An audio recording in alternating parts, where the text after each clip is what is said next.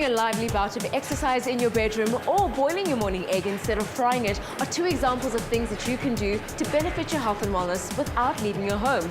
Very soon, we'll be able to add testing for HIV to that list thanks to a brand new smartphone gadget that detects the virus in just under 15 minutes. Since the devastating effect of HIV was realized in 1981, claiming many victims in its wake and establishing global fear, the work of scientists and advancements in technology have revolutionized early detection as well as treatment of the disease.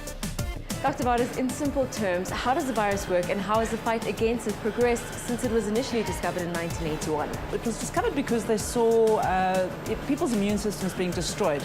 And eventually what we have found out is that this virus uses white cell counts. It attaches to our own white cell counts, which are our defense mechanism, and destroys them. It's a massive industry to produce antiretrovirals, and we have really good and effective ones at the moment, various formulations, and it's really become quite a manageable condition.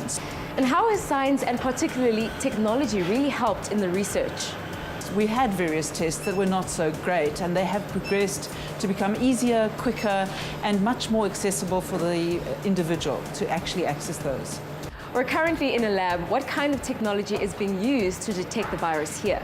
So the official testing approach for HIV currently is doing something called an ELISA test, which takes a blood sample and looks for HIV antibodies in that blood sample. That's for adults. In children, we actually look for the virus because antibodies become very difficult to identify whether it's from the child or from the mum. Using a rapid test has got slightly different approaches, which might not be that great depending on where you're doing it. Having said all of that, the government of South Africa ran VCTs or runs VCT centres where you can access rapid tests. Since its first days in 1985, HIV testing continues to be innovated, with each generation of tests emphasizing on rapid turnover of results and minimizing the chance of a false outcome.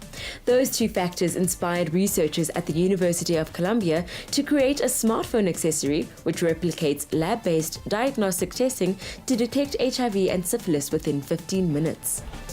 After obtaining a drop of blood from a quick prick of a finger, you insert the blood sample into the smart accessory, which comes equipped with a disposable disc containing the relevant testing chemicals. You then link the gadget to your phone via the audio jack, follow the subsequent instructions, and then wait for a gadget to detect the applicable biomarkers in your blood to produce a result.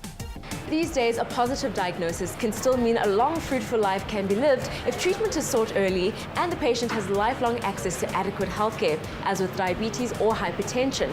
But considering that many South African healthcare providers like to offer volunteer counseling to curb stigma and cushion the blow of a positive test result, what could the new device mean for South African communities?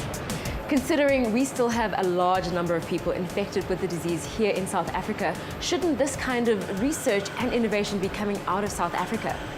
We certainly have been at the forefront of other HIV-related research, and we've done a lot of HIV vaccine trials in this country, microbicide trials, and other prevention trials. So we've been at the forefront of that type, but not on the technology side, and it's high time we started looking at the technology as well. The world is contemplating how HIV prevention contributes to law and healthcare procedures such as organ transplants and vitality for those diagnosed with the disease, and technology is going along every step of the way, until testing for HIV is just as normal as going to the dentist. And going a little bit out of the scope of science, will there ever be a test that doesn't require bodily fluids?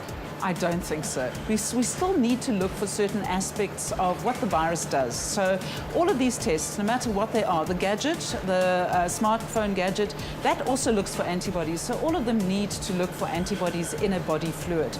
At only $34 US, it might be getting a whole lot easier to test for HIV from the comfort of your own home. But if, like me, you still have an unyielding fear of sharp objects, you're still going to have a run-in with a pinprick, all in the name of health and safety, of course.